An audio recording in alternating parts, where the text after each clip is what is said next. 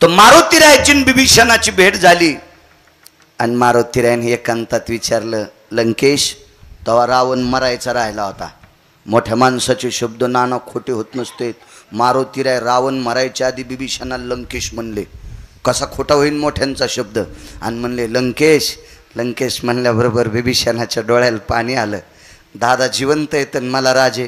म्हणले आमच्या मालकाची कृपा अशी आहे, शरणांगता वज्र पंजरू, जीव गेला तरी हरकत नाही, पण आमचे मालक खोटं बोलत नाहीत. आणि तुम्ही शरण आलेत, आता आमचे मालक रावणाला मारणार आहेत, कारण रावण सीता देत नाही आणि रावणाला मारल्याशिवाय सीता नेता येत नाही. आमचे मालक रावणाला मारणार आणि लंका तुम्हाला देणार. बिभीषण लय हुशार होता. बिभीषण म्हणला मग रावणाला जर कळाला आपल्याला राम मारतील आणि रावण जर पाय पडायला आला तर लंका बिभीषणाला रावणालाच राहील, तुला अयोध्या देतील, तुला अयोध्या देतील. डोळ्याला पाणी आलं बिभीषणाच्या. मारुतीराय काय कृपा आहे रामप्रभूची, काय लीला आहे प्रभूची. हो. मारुतीराय म्हणले असू दे व आमच्या मालकाची लीला, पण मला तू ही लीला कळालीच नाही. बिभीषण म्हणला माही काय लीला आहे, मला तुमच्यामुळे रामप्रभू भेटलेत. ते राहू दे बाबा, ते नंतर बोलू. दुसरे वानर याच्या अगोदर मला एक प्रश्न करायचा आहे. मी अख्खी लंका जाळली, प्रस्थाचं घर जळालं. प्रस्थ लय मोठा माणूस होता. प्रस्थ म्हणजे प्रस्थ नाही, प्रस्थ म्हणजे 16 प्रधानापैकी एक प्रधान होता. यान जर जोरात आरुळी दिली ना तर यमाचं धोतर सुटत होतं. इतका शक्तिशाली होता. 16 प्रधानापैकी प्रस्थ नावाचा प्रधान होता रावणाचा. याचं 4.5 किलोमीटर मध्ये घर होतं. बुक्का केला. हो काही नाही.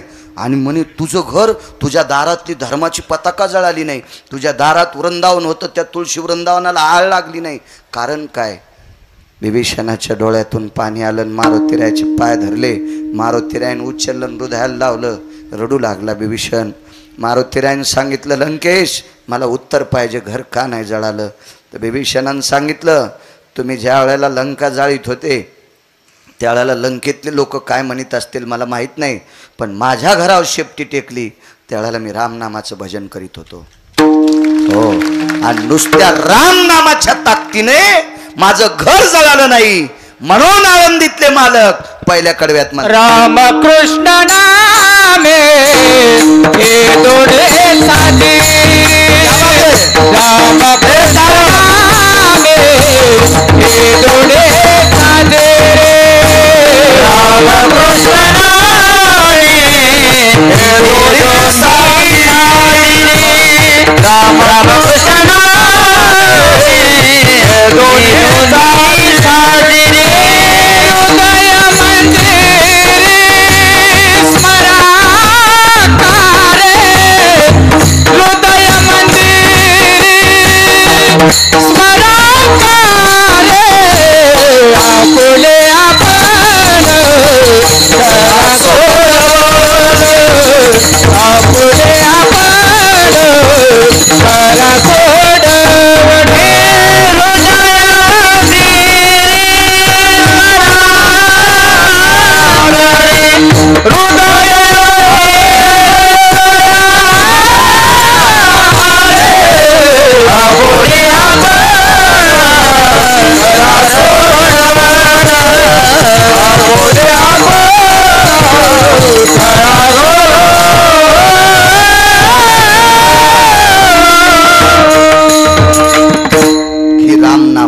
पावर आहे. एवढं रामनाम श्रेष्ठ आहे. म्हणून रामकृष्ण नामे ही दोन्ही साजिरी. पुन्हा एक पुरावा मांडतो तुमच्या पुढे. फक्त वेळ झाल्यावर मला सावध करा. आता 8 पिऊ म्हणून मला कळत नाही एखाद्या वेळेस.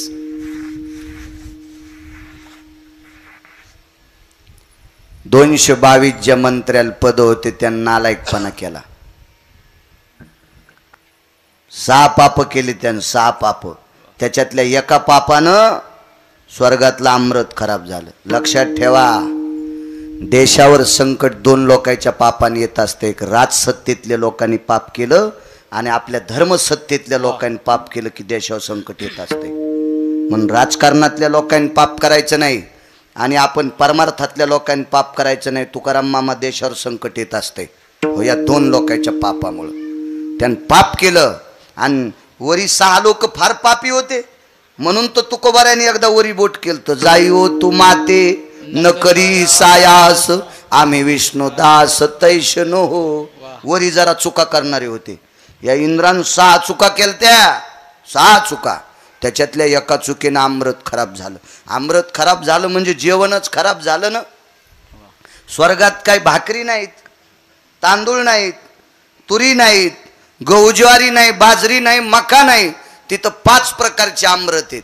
एक अमृत भूक लागली म्हणून पेतेत, एक अमृत तहान लागली म्हणून पेतेत, आणि 3 अमृत कशामुळे पेतेत ते पुन्हा कधी पाहू. मी काय तिथला सरपंच नव्हतो त्याच्यामुळे इतकं काय धुनत होत नाही. त्याचं कशाला फुकट कळण शेंडी वळवळ काय करायचं, आगावपणा आहे का नाही.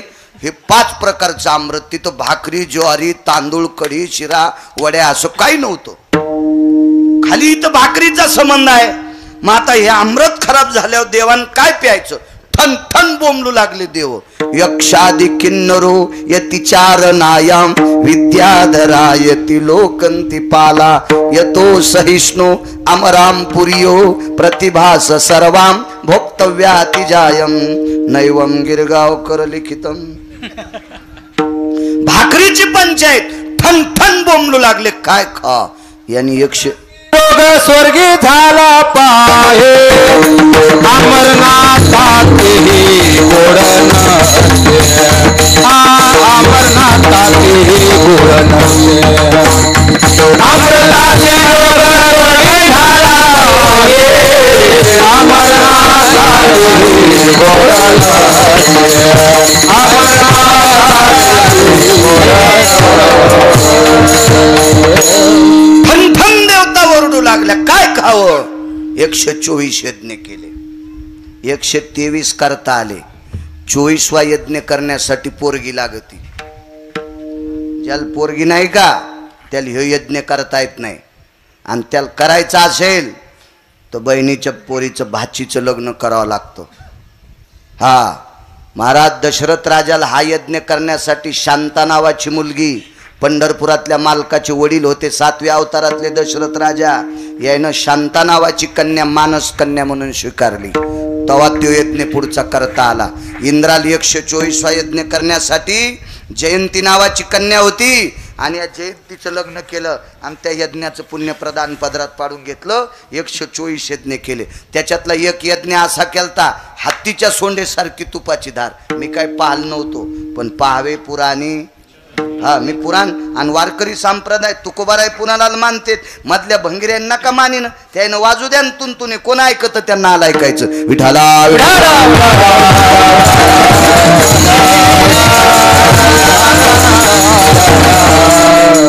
हत्तीच्या सुंडा दंडेन कुंजरायो घ्रता सिंचितो मखे यत्पूर्ण हावती जायते नैवाम पियुषा शुद्धाय.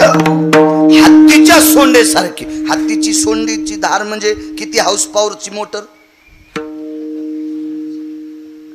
40-45च्या पुढचा हाऊस एवढा पाईप असतो ना तो, म्हणजे केशिंगचा पाईप 6-7 इंची. 6-7 इंचीची धार म्हणजे 5-3ची मोटर असते ती. हा 40-45 हाऊस पॉवरची मोटर. आणि ती मोटर जर 47 दिवस चालू राहिली तर किती रान भिजन. पाण्यानं नाही म्हणालो मी, तुपानं. आणि ते बी तूप असे दुकानावरला विकत घेतलेलं नाही. आता कोणी आपल्या कंपनीची ॲडव्हर्टाईज करतंय आमचं तूप शुद्ध आहे. ते ॲडव्हर्टाईज करणाऱ्याला विचारावं तुला धार काढता येते का. रुमण्यानंच हाणायला पाहिजे. हो काही नादी लाग जाऊ नका ह्या ॲडव्हर्टाईज करणाऱ्याच्या. शेतकऱ्याच्या खताची ॲडव्हर्टाईज एका सिनेमातल्या नटाने केली. सिनेमातला नट आता ते गन पावडर करून लिपस्टिक लावणारा, फॅरन लवली लावणारा, त्याचा जर हात युरिया खतात जर घंटाभर ठेवला तर काळा नाही व्हायचा का. आणि त्याच्या हाताने मला काही राग नाही पण मला स्पष्ट वक्तव्य आवडते. त्याला कळतं का भैमुगाच्या शेंगा खाली लागत आहेत का वरी. त्याला ज्ञान आहे का रताळ खाली लागतात का वरी. त्याला कळतं का मकाला कंस बुडात लागत आहेत का मधात लागतात का वरी लागतात. मग खताची ॲडव्हर्टाईज कोणी करायची. ज्यानं जास्तीत जास्त भरघोस उत्पन्न काढलं त्याला ॲडव्हर्टाईजला बोलवा. हो हे एखाद्या फिल्मी सृष्टीतल्या लोकांना फॅरन लवलीची करायची. एखाद्या लिपस्टिकची करायची, असं काही सौंदर्य प्रसाधन. आता शेतीची ॲडव्हर्टाईज करायला कोणी करायला पाहिजे? शेतकऱ्याची. मग कोण्या एक जण म्हणला आमचा मोहळाचा मध अत्यंत शुद्ध आहे. मी त्याला फोन लावला, तुला मोहळ होलिता येतं का? ते म्हणला एकच माशी डसली होती तर 1.5 महिना पुण्याला ऍडमिट होतो. मोहळाची माशी किती डसली त्याला? आग्या मोहळाची एकच, तर 1.5 महिना पुण्याला ऍडमिट होता. आणि यानं ॲडव्हर्टाईज केलेला मोहळाचा मध चांगला असतो का? तुम्ही शेतकरी आहेत, ऊसातलंही मोहळं असतात, घरचं खात जा ना. पण तुम्हाला बी लय नात, घरच्याचा इटन शेजाऱ्याचा भांग नीट. पप्याच्या माईन केलेलं खात नाही, तिकडं बर्गर खातो म्हणून तर खपके ढेरी झाली. आणि पहाट बोंबलत पळतो, गेलं ऊसाचं ट्रॅक्टर बोकांड देऊन. विठाला विठाला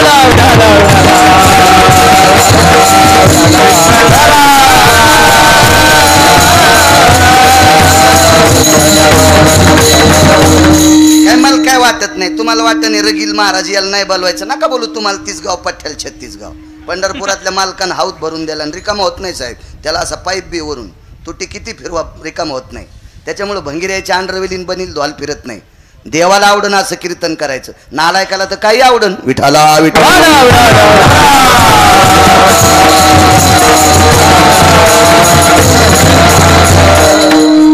काय सांगला काय लागलं बापू? अमृत तुपाची धार हत्तीच्या सोंडेसारखी. किती रान भिजलं असेल, इतकं तूप टाकूनही आमरस शुद्ध झालंच नाही. आता देव ओरडणं गेले, इंद्र ठणठण बोंबलू लागला. करावंच काय म्हणला आता करावं काय? बृहस्पती महाराजासारखी माणसं इडे झाले. काय करावं म्हणे इंद्रा?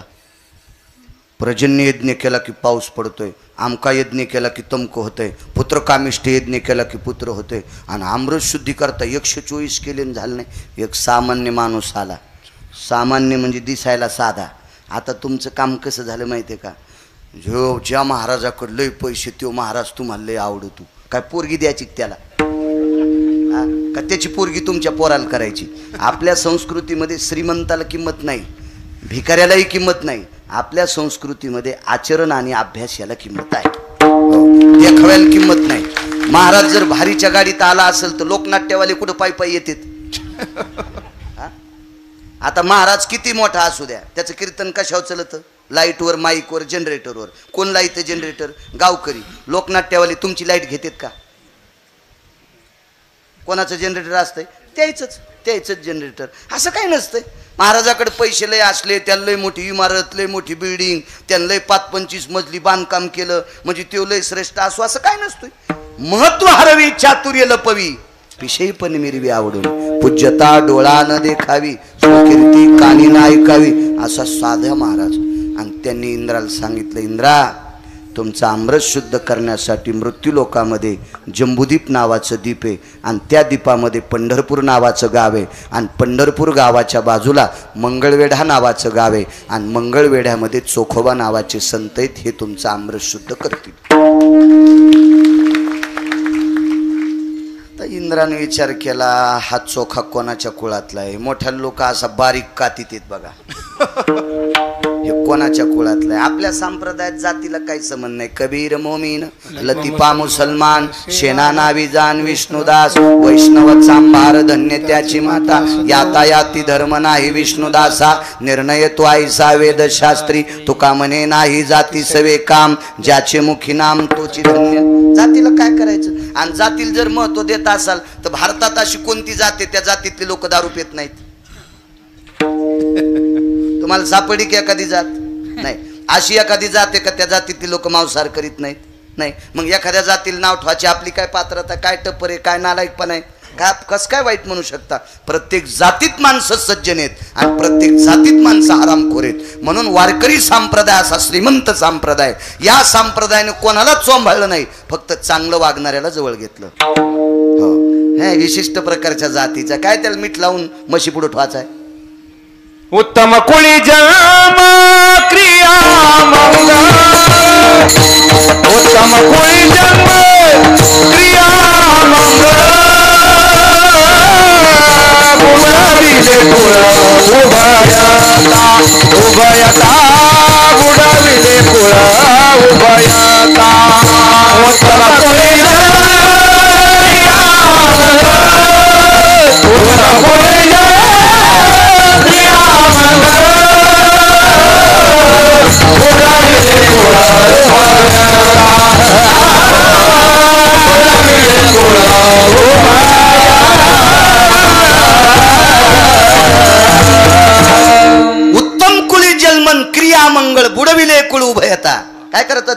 शबरी कोणाच्या कुळातली होती? लावर, सशे, चित्र, रानडुकर धरणाऱ्याच्या कुळातली. शबरीने एकही नवरात्रातला उपास धरला नव्हता. शबरी फक्त ज्ञानोबाराय तुकोबारायांनी सांगितलेली उपास धरीत होती. मला काही नवरात्रीविषयी असा वेगळेपणा नाही, पण आता दसरा झाल्यावर सगळ्यात जास्त बायका बिमार पडतात आपल्या हिंदूच्या. ह्या 10-10 दिवस साबुदाण्याशिवाय काही खात नाही. यांची लिव्हर खराब होते, हेमोग्लोबिन कमी अधिक होते. आणि उपास ज्ञानोबाराय तुकोबारायानं सांगितलेली धरा. जगदंबेविषयी मला सुद्धा श्रद्धा आहे. बसता एखादा धरायचा, उठता एखादा धरायचा. आणि जिच्या इथं कुंटाला ना काजू बदाम आहेत तिने वरीसभर धरू द्या ना. धरू द्या ना वरीसभर. एरी तिच्या अंगातलं तूप फसफस उतू आलंय, धरू द्या ना तिनं, धरू द्या ना.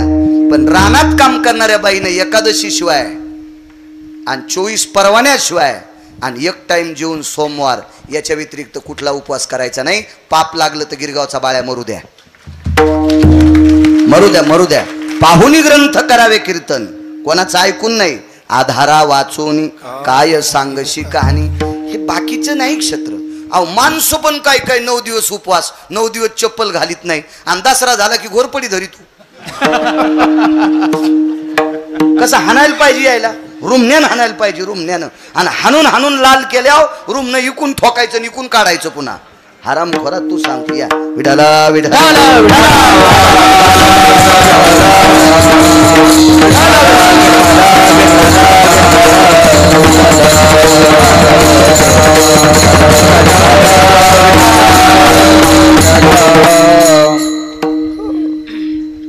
शबरी कोणाच्या कुळातली? लावर सशे धरणाऱ्याच्या कुळातली. प्राण कुठं सोडा माहिती? पंढरपुरातल्या मालकाच्या पायावर 7व्या अवतारात प्रभू रामचंद्राच्या पायावर देह सोडा. तेचे येणे जाणे खुंटले. शबरी किती श्रेष्ठ सांगू सरजी? कौशल्यापेक्षा मोठी शबरी. 8व्या अवतारात देवाची आई कोणती? देवकी. देवकीपेक्षा शबरी श्रेष्ठ. देवाची पुन्हा एक आई होती 8व्या अवतारात. काय नाव बापू तिचं? यशोदा. यशोदेपेक्षा श्रेष्ठ शबरी. कारण सांगतो तुम्हाला. यमुनेत चेंडू बुडाला, मागे सरे माय देवासाठी रडत होती. कृष्ण डोई बुडा लागे. कृष्ण पाण्यात बुडालाय म्हणून यशोदा रडत होती. पाण्यात उडी टाकली का? नाही, माग सरली. चला, आपल्या साही मारी दुराचारी. देवकीला कळाले का नाही? 6 मारले. 7वा योग मान्याला याचा पत्ता नाही. पण कृष्ण नेऊन ठेवत असताना देवकी रडल्या. प्राण सोडा का? नाही. चला, 8व्या अवतारात 14 वर्षासाठी वनवासाला प्रभू रामचंद्र चाललेत. कौशल्या रडल्या. प्राण सोडा का? नाही. पण देवाच्या पायाच्या जखमा पाहिल्याबरोबर शबरीनं प्राण सोडला. आता श्रेष्ठ कोण?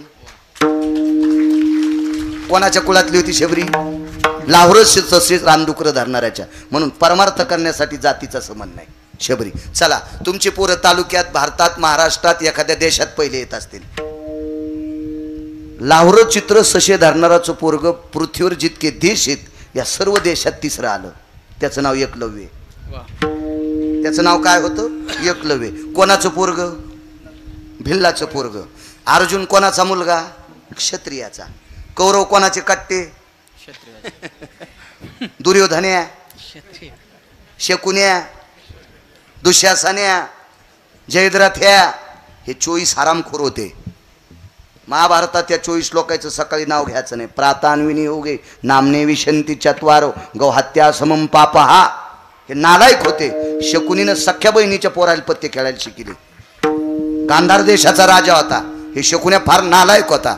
हे जरासंधाच्या आस्ती घेऊन आला, त्याच्या सोकट्या केल्या. पांडव हरले आणि कौरव जिंकले. आणि याला पांडवाला मारायचं नव्हतं, बहिणीचे पोट्टे मारायचे होते. कारण दुर्योधनानं शकुनीचे पोरं 4 पाण्यातलं पंडाव खेळताना मारले होते. मग माय 4 काय मारतू, बहिणीचं एकही जिवंत ठेवत नाही. इतका हरामखोर भाऊ होता गांधारीचा. त्याला कुठं चांगलं म्हणत असतात का? जयद्रथ किती नालायक. 22.5 वर्षाचं पोरग बिना शस्त्राचं खाली पडलंय आणि त्याला लात मारली अभिमन्यूला. कोण अभिमन्यू? भारतीय युद्धातला मानवी शिव होता. म्हणून हा जयद्रथ ह्या नालायक होता. दुर्योधन किती हरामखोर. मोठी भाऊजाई लहान्या भावाला आई समान असते आणि मोठ्या भावाला लहान्या भावाची बायको लेकी समान असते. हो लेकी समान ज्येष्ठ सहोदरा कनिष्ठा यती इति कांते सुज कन्यायाम ज्येष्ठो भयस्थिती जायतो वात्सल्यास्त ते वच नैवम गांजा कसम लिखितम. हे गांजा फुक्याने लिहिलेले का? शास्त्र आहे त्याच्या पाठीमागं. मग मोठ्या भावाची पत्नी आई समान असताना तिला मांडीवर बसिलं. हा शकुन्या किती नालायक होता, पण राजपुत्र होता. यायला शिकिला आमच्या एका महाराजाने. त्यांचं नाव होतं द्रोणाचार्य. द्रोणाचार्य. आणि याला शिकवलं नाही. हा कोणाचा होता? शूद्राचा. परिणाम काय झाला? स्वतःचं पोट्ट भंगलं. त्याचा अंगठा मागला. अंगठा मागितला म्हणून कायमस्वरूपी स्वतःच्या चिरंजीव पोराच्या कपाळातून रक्त वाहतंय. त्याचं नाव अश्वत्थाम आहे. जातीला काय चोंबाळीता? जात पोरापोरायचे लग्न करण्यापुरते. बाकीच्या गोष्टीत जात काय करायची तुम्हाला? एकादशी कोण धरीत आहे? पटकन सांगा उत्तर. हिंदूचे माणसं. मुसलमान धरतेत का? नाही. नवरात्रातलं उपास आपले धरतेत का मुसलमान? आपले. सोमवार कोण धरतंय? आपले. 5 उपास कोण धरतेत? त्या 5 परवाने आपले लोक. केळी कोण इकतंय? सफरचंदचे गाडे कोणाचे? जास्त जास्त. हे फळाचे गाडे कोणाचे? त्याच्यात. मग एखाद्या सफरचंद मध्ये 7 बाई निघला का? एखाद्या केळीमध्ये अख्तरबाई निघला का? तुम्हाला काय करायचं? पैसे द्यायचे आणि केळी घ्यायचे. यावर असे काय संबंध आहे? काही संबंध नाही. म्हणून परमार्थात जात सांगितली नाही. परमार्थात चांगलं वागणाऱ्या लोकांना सांगितलं. बुट चपला शिवणारे रविदास महाराज. काशीतल्या मालकानं घरी बसल्या बसल्या चमडे बुडवायच्या कुंडात कंगन दिलं. नियत तेरी अच्छी है तो किस्मत तेरी दासी है, कर्म तेरा अच्छा है तो घर में मथुरा काशी है. आपलं वागणं चांगलं पाहिजे ना. आपल्या घरात सर्व तीर्थ येत असतात. असो चोखोबरायच्या बाबतीत सांगत होतो. ज्याच्या गाडीला 222 दिवे आहेत, यानं विचार केला चोखोबा अत्यंत साध्या घरात राहतात आणि आपण त्यांच्याकडे जावं कसं? मोठ्याला गरीबाकडे जायचं असलं की थोडीशी लाज वाटते. आमची त्या एका बाईच्या सासऱ्याचे पित्र होते. सासरा मेला, जीव गेल्याचं निमित्त झालं, मेलं म्हातारं. तिचा सासरा. मग सासऱ्याचं पक्ष होतं आणि पक्षाला कडी लागत असते. 14 पदार्थापैकी कडी ही महत्वाचा पदार्थ असतो. पितृपंधरवाड्यात कालच्यानं सर्व पित्री आमुषा संपली आणि मग ते पक्ष होतं त्या दिवशी. पक्षाच्या दिवशी कडी करायची होती. गावात एकही चिंचेचं झाड नाही, आमसूल घेण्यासाठी दुकान नाही. आता कडीला ताक लागन का नाही? आणि हिच्याकडे 80 एकर जमीन, पण गाय नव्हती, म्हैस पण नव्हती, काहीच नव्हती. हे आपलं ते उंदीर धरल्यावर एक पुडी आणत होते दुधाची. आणि मला म्हणले दूध घ्यायचं का? म्हणलं मी काय बोक्या नाही, हे दूध प्यायला रोगर पेन, पण हे नाही प्यायचा. नको म्हणलं, मी काय बोक्या नाही, जाऊ दे काय करायचं आपल्याला त्याच्याहून. पण तिला ताकासाठी कडी पाहिजे होती. आणि त्या म्हशी होत्या एका बाईकडे 5, 6, 7, 8 गायी होत्या. तिला जमीन 4 एकर, हिला 80 एकर. वाक्य कळालं ना? हिला 80 एकर आणि तिला 4 एकर. तिची माळाच्या कडीला नीची मोरंडी. हिच्या बंध्या जमिनीतून कॅनल गेलाय आणि तिच्या जमिनीला पाणी नाही. तिच्याकडे 5-6 मशीन, 5-6 गाई. आणि ही तिच्याकडे गेली. हिच्याकडे चांदीचा तांब्या होता. काय आणायला? ताक आणायला. चांदीचा तांब्या. पदराच्या खाली असा तांब्या झाकला. द्वारकाबाई. कोणाचं नाव? द्वारकाबाई. 4 एकरवालीचं. 80 एकरवाली ही गेली चांदीचा तांब्या घेऊन. द्वारकाबाई घरीच आहेत का? सुनान सांगितलं, बाई काकू आल्यात. द्वारकाबाई लग 80 एकरवाल्याची बाई घरी आली. बाई बाई बाई या न बसायला टाकलं, अमकं केलं तमकं केलं. काय काम आहे? द्वारकाबाई सासरे मामांजींचं पक्ष आहे, सगळा स्वयंपाक आटपत आलाय, कढीसाठी ताकच नाही. द्वारकाबाई म्हणल्या, जीजी ताक नाही देत, दही देते. पितराला गावरान तूप देते, पण पदराच्या खाली झाकून न्यायचं नाही. पदराच्या खाली झाकून न्यायचं नाही. एका बकेटात दही आणि एका बकेटात तूप. पैसे? द्वारकाबाई म्हणली फुकट. पण हो म्हणली, बाई मला 80 एकर जमीन आणि मला लाज वाटत ना. द्वारकाबाई म्हणली, म्हशी धुताना मला नाही वाटत का? मी वशीला वैरण काडी करते, गाईला वैरण काडी करते, तो मला लाज वाटत नाही. आणि तुला फुकट नेताना लाज वाटायली? लाज आहे का तुला?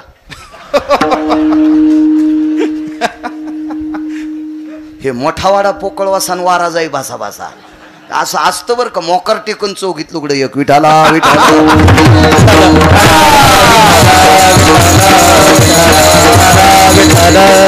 इंद्र म्हणला, मी 33 कोटी देवाचा राजा आणि चोखोबरायकडे कसं जाऊ? ते म्हातारं म्हणलं, मर मग तू मरण देव मार. वरी का भाकरी इगरी थोडेच खाता येत होत्या, अमृतच पेता येत होतं. नाईला जाणं इंद्र मृत्यू लोकात आला. त्यावेळेला चोखोबराय कर्नाटकमध्ये होते. एका माणसाला भैमुगाच्या शेंगा भरपूर झाल्या आणि त्या माणसाची सोलापूर जिल्ह्यातली पोरगी कर्नाटकमध्ये दिलेली होती आणि तिच्या बापानं भैमुगाच्या शेंगाचं गोठुडं दिलं आणि चोखोबाला सांगितलं, चोखोबा आमच्या मुलीची इथं नेऊन द्या. गरीब होते चोखोबाराय, डोक्यावर शेंगाचं गाठुडं घेतलं, गेले इंद्रान तिथं सापडलं. चोखोबाराय मला आमरस शुद्ध करायचंय. चोखोबाराय म्हणले, आमरस शुद्ध करायचा मंत्र माझ्याकडे आहे, पण जागा पंढरपूरच लागत आहे. इकडं कुठेही रामकृष्ण हरी म्हणले अमृत शुद्ध होत नाही. इथं आले, पुन्हा एका प्रांतात चोखोबारायला सापड होतं, तिथं नाही केलं. मग चोखोबाराय मंगळवेढ्याला आले. चंद्रभागेच्या तीरावर लिंबाचं झाड होतं, त्याला चोखालिंब म्हणून प्रसिद्ध नाव होतं, चोखालिंब. हा लिंब कधी जळालता माहिती आहे का? गरुडानं लक्ष्मीचं ऐकून सोन्याच्या घागरी ठुलत्या त्यावेळेला लिंब जळून गेलता, लिंब जळून गेलता. कारण जीवनात कधी कोणाच्या आदल्याला हात न लावलेली चोखोबाराय, आणि ते कसं स्वीकारतील? चला तो वेगळा प्रसंग आहे. आणि मग इंद्र आला. आता मोठ्या माणसाला थोडीशी लाज वाटली, इंद्राला वाटले आथरून नाही काय नाही. चोखोबाराय खालीच भजन करू लागले, त्याला पकवाद नाही, कोणी भजने नाहीत काय नाहीत, एकटेच हातात चिपळी घेतली, जय जय रामकृष्ण हरी, जय जय रामकृष्ण हरी, जय जय रामकृष्ण हरी. भजन देवाला आवडत होतं ना. जीवनात कधी चोखोबारायने तंबाखू खाल्ली नाही बाप्पा, कधीच नाही खाल्ली तंबाखू. हो, एक जण म्हणला यायला लय भजन म्हणता येते, चालू भाजनात तंबाखू चालू भाजनात तंबाखू, त्याला पाकिट देणार यजमान नरकाला जाणार. विठाला विठाला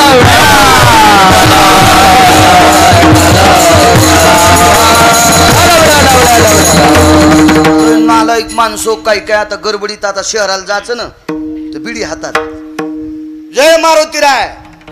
एक जण म्हणला ओपत का रे तोंडात बिडी, ते म्हणला मागून धरली. मी तिथंच होत. मी म्हणलं अरे त्यानं रावणाच्या दाढीत मिशा जाळल्या, तो धोतर जाळायला किती टाइम लागेल, येडेवानी करू नको, मागून बिडी धरू नको, बांधा जळशीन बांधा. हा, काही काही माणसं पंजे बुटात आणि टाचावरी जय मारुतीराय, तंगडे हाणलेत रावणाचे, आणि ते पाय हाणायला किती वेळ लागून. अहो देवाला चालविणारी माणसं इतका नालायकपणा, काही मर्यादा असावे की नाही. चला, इंद्र लिंबाच्या झाडावर बसला. लिंबाच्या झाडामध्ये लक्ष्मीचा अधिष्ठान आहे. लिंब आणि पिंपळ जर एकत्रित आला तर लक्ष्मीनारायण, लिंब आणि पिंपळ एकत्रित आला तर लक्ष्मीनारायण, शास्त्राचा नियम आहे त्याचा. आणि लिंबामध्ये लक्ष्मीचा अधिष्ठान आहे. लिंबामध्ये आयुर्वेदाच्या विन्मक सूत्राच्या क्रियेनुसार 47,000वर मात करण्याची ताकद लिंबाच्या पानात आहे. एवढी मोठी शक्ती आहे लिंबामध्ये. म्हणून महालक्ष्मी नावाच्या देवतेचं पूजन करत असताना पाण्यामध्ये लिंबाचा दाखला ठेवून मग त्या देवीच्या दर्शनाकरता जात असतात. मधल्या हरामखोरायनं या देवीला मर्याई म्हणून नाव दिलं, आणि तिथं लिंबाचा दाखला तर नेतेत, पण त्याच्या संग पांढरे लिंब नेतेत. या हरामखोरायनं मधलं काढलंय. आपल्या संस्कृतीवर मात करणाऱ्या या भडव्यांना कोण्या नरकात टाकावं, यमाला सुद्धा सुधारणार नाही. विठाला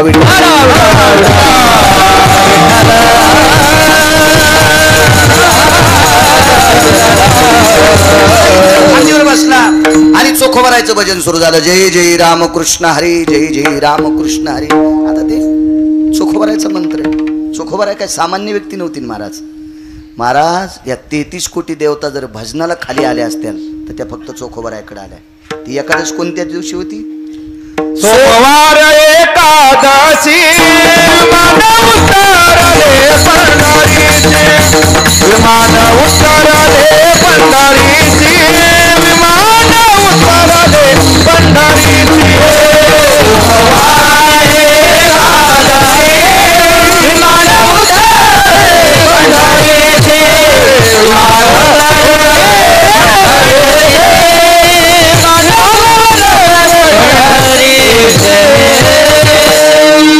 आपल्याला 4 मिनिटं टाइम राहिलाय फक्त.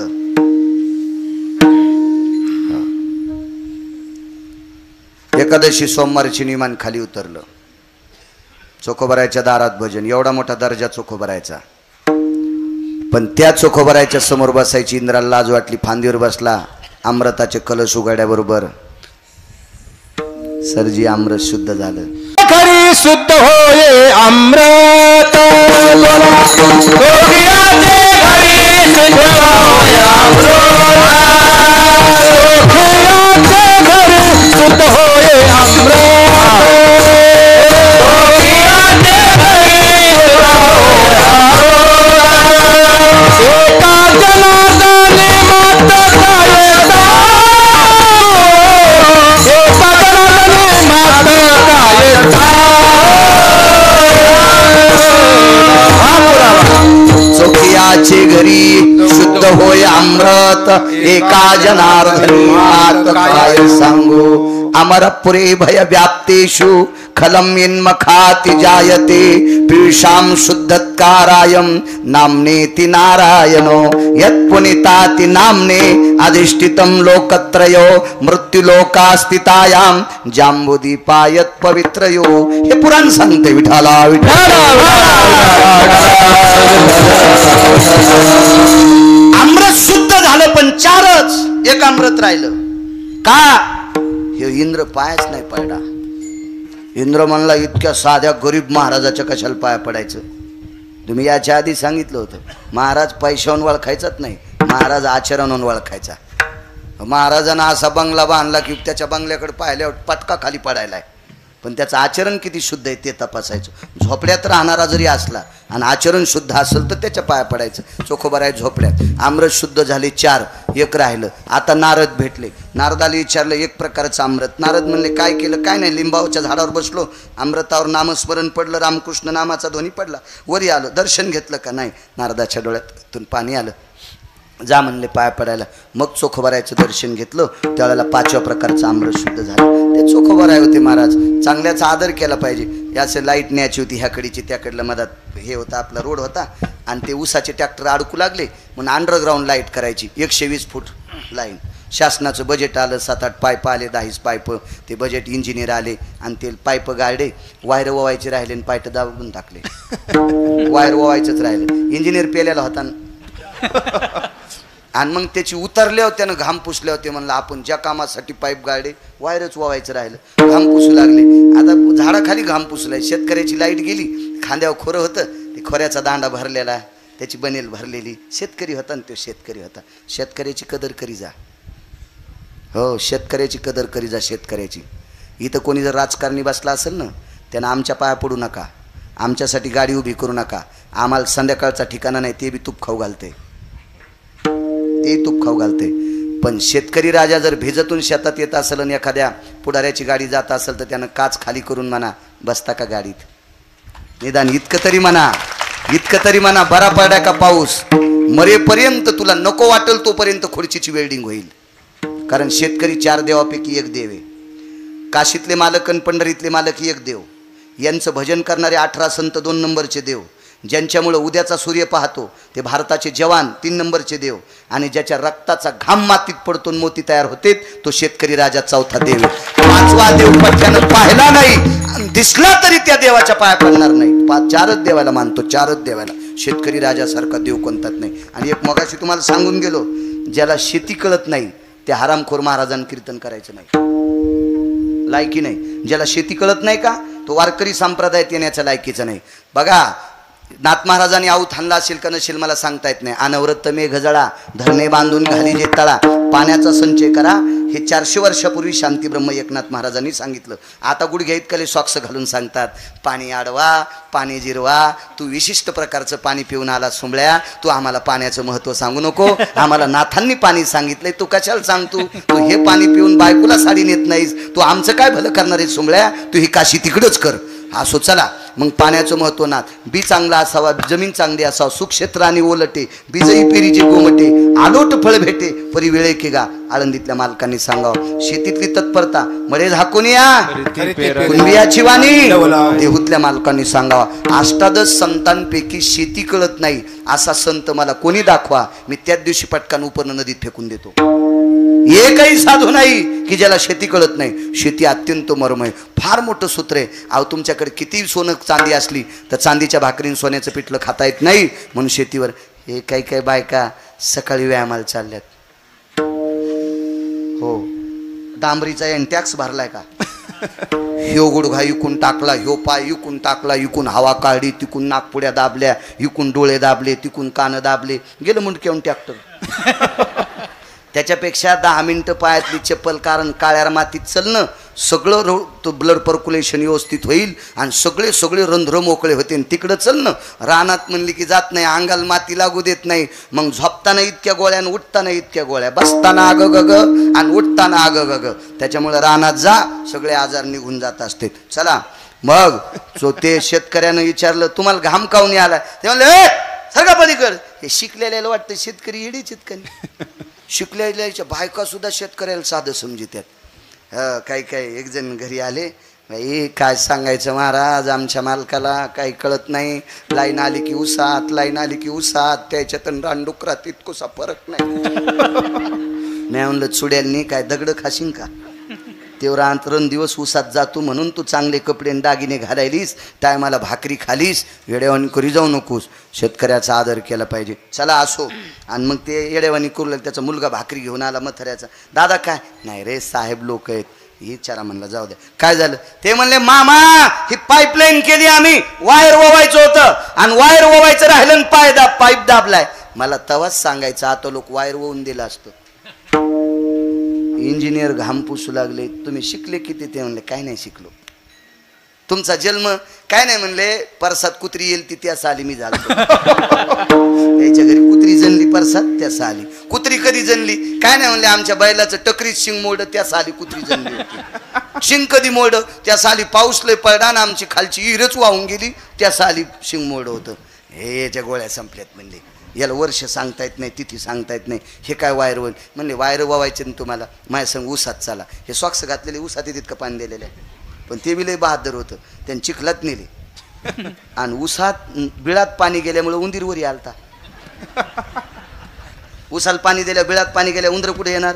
वरी येणार. टोपलं टाकल्याबरोबर उंदीर झाकला, खालून हात घातला आणि उंदीर धरला. आखाड्याहून सुतळीचे तोडे आणले, उंदराच्या पायाला बांधले, पाईपमध्ये उंदीर सोडला, उंदीर तिकून निघला, उंदीर सोडून दिला आणि त्या दोरीला वायर बांधलं, ओवून घेतलं. इंजिनियर म्हणले, बापा हे नाही शाळा शिकलं, आपल्याला काय कॉलेजमध्ये हे शिकलं नव्हतं, तुला कसं शिकितेन? तुला शिकणारा पेलेलाच होता. आणि जो चांगला होता तेव्हा तो खिडक्याला दगड हाणलीस आणि तुला कुठं त्याचा अभ्यास होईल? आणि मस्त हात गीतं पुसले नाही, इंजिनियर बोंबलत गाडीत बसले, निघून गेले. पोरग बापाला म्हणलं, बाबा हे 1.5 लाखाचं बजेट होतं, यायनं पेण्यात घातलं आणि वायर ओवायचं राहिलं होतं, सस्पेंड झाले असते, तुम्ही 5 मिनिटात वायर ओवून दिलं, तुम्हाला रामराम तरी घातला का? म्हातारं म्हणलं, जरासं थांब, गाडी पुढं जाऊ दे ना. घेतलं वायर उपसून. दृष्टांत संपला. व्यवहाराचा दृष्टिकोन कसा आहे? आदर करावा लागेल का नाही? इंद्रान केला का आदर? नाही. ज्या वेळेला दर्शन घेतलं त्यावेळेला अमृत शुद्ध. पण ताकद कशाची? रामकृष्ण नामाने अमृत शुद्ध झालं. विठोबार कुमार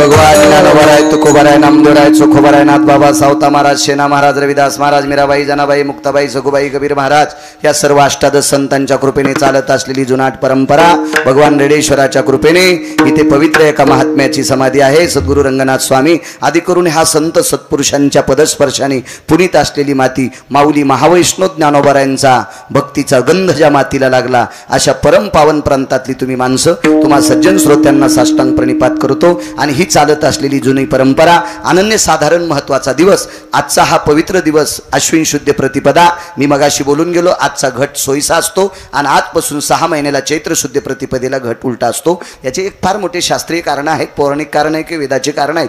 असा हा अनन्य साधारण महत्वाचा दिवस आहे. मा जगदंबेची कृपा तुमच्यावर हो. ह्या नवरात्रा कशा करता आहेत, काय कशाची ताकद आहे? नवरात्रीची स्थापना या पुण्याईचा प्रकोपस्थितीत कालातला योग भगवान प्रभू रामचंद्रानं स्थापित केलेला आहे. मा जगदंबेच्या कृपेने भगवान प्रभू रामचंद्राला यश प्राप्त झालं आणि जगदंबेच्या कृपेने सीतेला राम भेटले आणि रामांना सीता भेटल्या. रावणानं धनुष्य उचलल्याच्या नंतर रावणाच्या अंगावर धनुष्य पडलं आणि प्रभू रामचंद्र उचलित असताना धनुष्य अंगावर पडलं नाही. प्रभू रामचंद्रानं धनुष्य उचललं नाही, हेही लक्षात ठेवा. धनुष्य रामचंद्रानं उचललंच नाही, धनुष्य जगदंबेनं उचललं.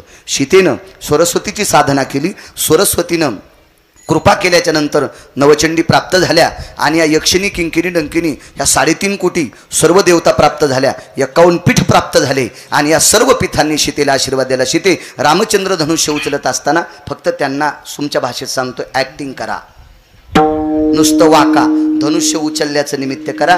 जगदंबेनं धनुष्य उचललं म्हणून लक्ष्मीला विष्णू भेटले आणि विष्णूला लक्ष्मी भेटली. कृपा झाली जगदंबेची आणि रावणावर अवकृपा जगदंबेची झाली. एखादा रामायणकार म्हणत असेल रावणाला धनुष्य उचलत नाही तर त्याला म्हणायचं तुझ्या गोळ्या संपल्यात, तुझ्या गोळ्या संपल्यात. रावणाला एक धनुष्य नाही, हजारो धनुष्य.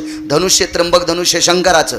धनुष्य कुठं अडकवायचे? खांद्याला. शंकर बसायचे कशावर? नंदीर. नंदी कुठं असायचा? खाडे महाराज कैलासावर. कैलास, नंदी, शंकर आणि धनुष्य. रावणानं लखलख खालीला. त्याला रावणाला धनुष्य उचलत नव्हतं का असं सांगणं मूर्खपणा आहे. पण रावणाला धनुष्य उचलत होतं. पण धनुष्य उचलीत असताना 3.5 कोटी चंडिका धनुष्यावर बसल्या म्हणून तुकाराम मामा धनुष्य उचललं नाही आणि रामप्रभूनं धनुष्य उचललंच नाही, जगदंबेनंच उचललं. म्हणून नवरात्रीच्या नाना प्रकारच्या साधना आहेत, सिद्धता आहेत, हे सगळ्या गोष्टी आहेत. याच्यासाठी नवरात्री असतात. नुसते उपवास धरणं, आमकं करणं, तमकं करणं, शरीरावर व्याधी आणून घेणं याच्यासाठी उपवास नाहीत. पायातच घालायचं नाही, बाजावच बसायचं नाही, गोदडच घ्यायचं नाही, पोतडच पांघरायचं, हे कसल्याही प्रकारचे कुठलेही सिद्धता सांगितलेल्या नाही. 9 दिवस चप्पलच घालायची नाही, साबुदानाच खायचा, दसरा झाला की घोरपडी धरायच्या, हे कसल्याही प्रकारचे नाटकं नवरात्रीत आलेले नाही.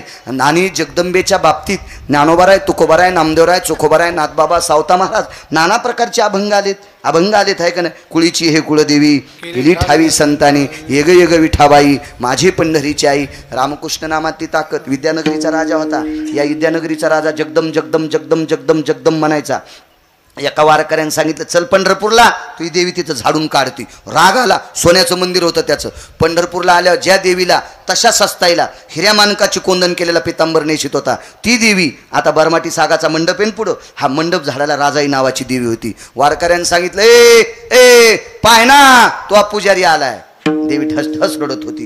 राजाने विचारलं माय तुला इथं झाडावं लागतंय, मग तुला सोन्याचं मंदिर केलंय. देवीने सांगितलं इथं झाड्यामुळे सोन्याचं मंदिर झालंय. तिथून पुढं जगदंब मंत्राचा उच्चार बंद करून विद्यानगरीचा राजा रामकृष्ण नामाचा मंत्र करत होता. वैकुंठवासी वक्तेबाबांनी हा पुरावा सांगायचा. म्हणून रामकृष्ण नामात किती मोठी ताकद आहे. पांडवाचा यज्ञ सुद्धा पूर्ण करण्यासाठी रामकृष्ण नामाच्या ताकदीनं द्रौपदीने एक साधू आणला. भगवंताचं नाव ऐकून येत नव्हता, भीमाची ताकद ऐकून येत नव्हता, अर्जुनाचा पुरुषार्थ ऐकून येत नव्हता, धर्माचा सत्यवादीपणा ऐकून येत नव्हता. द्रौपदी पायी चलत तिथपर्यंत गेली. नाम घेता वाट चाली, यज्ञ पाऊला पाऊली, कोटी कोटी यज्ञ नित्य ज्याचा नियम आणि एक हरिनाम जपता घडे. नामाच्या साधनेनं साधू आणला आणि यज्ञ पूर्ण केला. इतकी रामकृष्ण नामात ती ताकद आहे. बादशाने एक दिवशी सगळे फुलत लावायचे सांगितले. बादशाने आदाव द्या मामा 10 मिनिटं हो द्या ना पुढं, काय पाऊस नाही काय नाही, हो द्या पुढं काय होते त्याला, तुम्ही घडी पाहा लागले. बादशाने एकदा नुसती फुलत लावायचं सांगितलं. त्याला एक फुलाचा सुगंध घेतला आणि ते म्हणलं लयत फुलाचा सुगंध खाशे, सब जगो फुल के पेड़ बो. बरोबर याली हिंदी सगळ्या जागेवर फुलाचे झाड. जाऊ द्या हिंदी बोलत नाही, मला काही येत नाही. माई हिंदी इधरशी गाडी आई उधरशी गाडी आई, गाडी चिली गेन माई खाली राहायला. कशाला फुकट कळण शेंडीवळ, आपल्याला बोलायचंच नाही, मराठी चांगली येतील, कशाला आगावपणा करायचा. तर मग त्या राजानं, बादशाह होता तो, त्यानं सांगितलं जिथं जिथं जागा दिसेल तिथं फुलं लावा. कब्रस्तान फुलं, मशानभूमी फुलं, शेती दिसल फुलं, कुठली मंदिराची जागा फुलं, मस्जिदीची जागा फुलं. जागाच रिकामी नाही. बिरबल घरी नव्हते त्या दिवशी. बिरबल आले आणि सगळी योजना लागू झाली. झाडं लावा फक्त फुलाचे. गहू नाही, ज्वारी नाही, ऊस नाही, काही नाही, तुरी नाही, काय नाही, मूग नाही, उडीद नाही, काय नाही, नुसते फुलं. तर बिरबल एका सरदाराला म्हणला अरे क्या आहे, मंत्री होता एक. त्याला म्हणलं काय नाही. म्हणले सरकार अलमपणा ज्यापणाचा आदेश आहे, सर्वत्र फुलं लावायचे. बिरबल म्हणला अरे भाकरी कशाच्या खाता, चावल कहाँ से लाते, वरण कुठून आणता. मंत्री म्हणले आम्हाला चट कळत आहे, पण राजा सांगल ते. आता काही गोष्टी खऱ्या असल्या तरी कळत नसतात. आमच्याकडे डोल्याचं सोंग आलतं. डोले कळत आहेत का तुम्हाला? काही गावात डोले असतात ना, पिरा असल्यावर डोले काढीत आहेत आणि ते डोल्याचं सोंग होतं. ते आमच्या इथं पोळ्याच्या लळीताला सोंग करायचे. एका गावात मथारी होती, तिला दागिने होते 1/2 किलो आणि ती संध्याकाळी झोपताना दागिने काढायची आणि उशाल ठेवायची. आणि ह्यात मथारीला डोल्याच्या सोंगात आणलं. धरले चौघानं मथारीची बाज आणि खांद्यावर घेतली हा हाय दुलदुला की हाय दुलदुला ना हाय दुलदुला की हाय दुलदुला हाय दुलदुला की हाय दुलदुला. म्हातारीचं सोंग आता लोकांना वाटलं सोंगच आहे आणि सोंग झाल्यावर पाराच्या मागं जात होतं. यायचा सुरुद्दान का हाय दुलदुला की हाय दुलदुला हाय दुलदुला. यायनं बंद केलं. म्हातारी म्हणायची अरे हे चोट्टे. खालून लगेच म्हणला सच काही ती बुड्डी सुनताय कोण हाय दुलदुला की हाय दुलदुला हाय दुलदुला की हाय दुलदुला. आणि ते सुरू टवाच यायचं बंद झाले की म्हातारे अरे चांडाळा होत मला नेतेत रे चट सोनं नेतेत ऐका हे चोट्टेत देखो भला सच काही ती बुड्डी सुनताय कोण हाय दुलदुला की हाय दुलदुला हाय दुलदुला की हाय दुलदुला. खरं सांगू लागली ऐकत का कोणी. म्हातारी पाराच्या मागे ठुली आपटून दिली सोनं नेलं गेले. सोंग नव्हतं ते चोट्टे होते ते. आणि माणसं लय सोंगायच्या नादी लागले ना चोट्ट्याच्या. काय सांगू लागलो तुम्ही बिरबल हा? फुलाचं बिरबल हा. आणि ते मंत्री म्हणले काय करावं कोण तू खरं सांगायला पण सुनतोय कोण.